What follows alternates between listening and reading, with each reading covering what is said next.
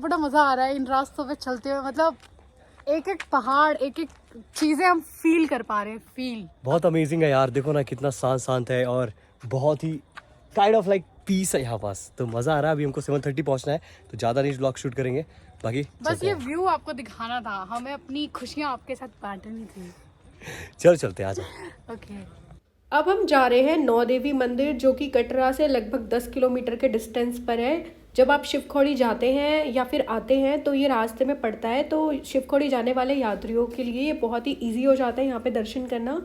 इस मंदिर में जाने के लिए आपको रोड से लगभग 100 सीढ़ियाँ उतर के नीचे आना पड़ता है। आने जाने के लिए जो रास्ता है वो सीढ़ियों का है और दोनों तरफ इतने खूबसूरत नज़ारे होते हैं अंधेरे की वजह से, जो कि दिख नहीं रहे। हालांकि दोनों साइड खूब प्यारे प्यारे झरने बहते हैं। झरने की आवाज़ आपको सुनाई दे रही होगी, देखो आपको भी अच्छा लग रहा है ना सुनते वक्त। हम ये अंदर जा रहे हैं गुफा की ओर।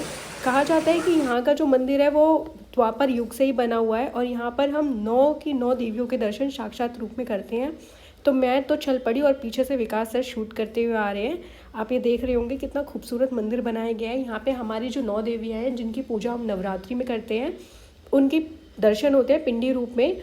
और इस गुफा में सामने पत्थर का एक शिवलिंग बना हुआ है और साइड में ये हनुमान जी बने हुए हैं। और ये जो पूरी गुफा का स्ट्रक्चर है ये कुछ शेषनाग के तरीके से ढकी हुई है। आप ये देख रहे होंगे शेषनाग की प्रतिमा कुछ इस तरीके से दिख रही है, शिला। रात में दर्शन करने का मज़ा ही अलग होता है।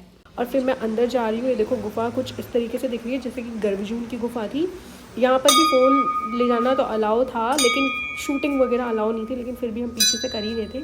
ये देखो यही गुफा है जहाँ पे इंसान फंस जाते हैं मोटे मोटे लेकिन मैं तो नहीं फंसी क्योंकि मैं इतनी मोटी तो हूँ नहीं। लेकिन मैं बहुत नींद में थी क्योंकि ये रात में हमने लगभग 10-11 के आसपास यहाँ के दर्शन किए थे।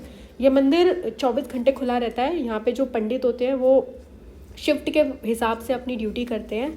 और ये देखो फिर आप आगे चल के देख पाएंगे, जो कि मैंने कैमरे में शूट नहीं किया है। और ये वापस बाहर आने का रास्ता, यहाँ पर आपको एक दान पेटी दिखेगी और फिर बाहर जाने का जो रास्ता है वो भी सीढ़ी होकर ही जाता है। तो इस तरीके से हमारी जो 9 देवी की यात्रा थी वो हमने पूरी की और हमें बहुत मज़ा आया। मेरे दोस्त यहाँ पे नहीं आए थे क्योंकि वो इतना थक गए थे कि वो बस में ही सोते रह गए। तो हमने ये यात्रा कंप्लीट की और हम कटरा में रुके फिर अगले दिन। तो अब हम वापसी के लिए तैयार हो गए और हमारी जर्नी तो आप जानते हो यार, एंड मोमेंट में ट्रेन मिलती है, एकदम बस छूटने वाली होती है। तो हम लोग किसी तरह पहुंचे और माँ कसम इतना मस्त स्टेशन मैंने आज तक देखा ही नहीं यार, इतना मस्त था। और फिर भैया प्रियंका की तो बल्ले बल्ले हो गई, मस्त एक सीट फुल में एकदम लेट के आ रही थी, कोई टेंशन नहीं। बाकी सबको मैं झूठ झूठ कह दे रहा था क्योंकि प्रियंका की तबीयत खराब है, क्योंकि उसने चढ़ाई चढ़ा है। और इस तरह प्रियंका पूरे सफर में खाली बैठी रहती है। और इसके बाद हम पहुंच गए जहाँ के लिए हम काफ़ी बेताब थे, हमें घर जाने के लिए क्योंकि काफ़ी थक चुके थे जी। और फिर न्यू दिल्ली अपना बढ़िया सा आ ही गया था। हालांकि अच्छा लगा थोड़ा देख कर कि थोड़ा लाइक काइंड ऑफ भीड़ दिखी। कुछ ही पल का मेहमान है क्योंकि अब भीड़ तो दिल्ली में वैसे बहुत होती है। बाकी प्रियंका को मैंने उसके घर छोड़ा, फिर अपने घर पहुंचा, बाकी सब अपने दोस्त घर गए।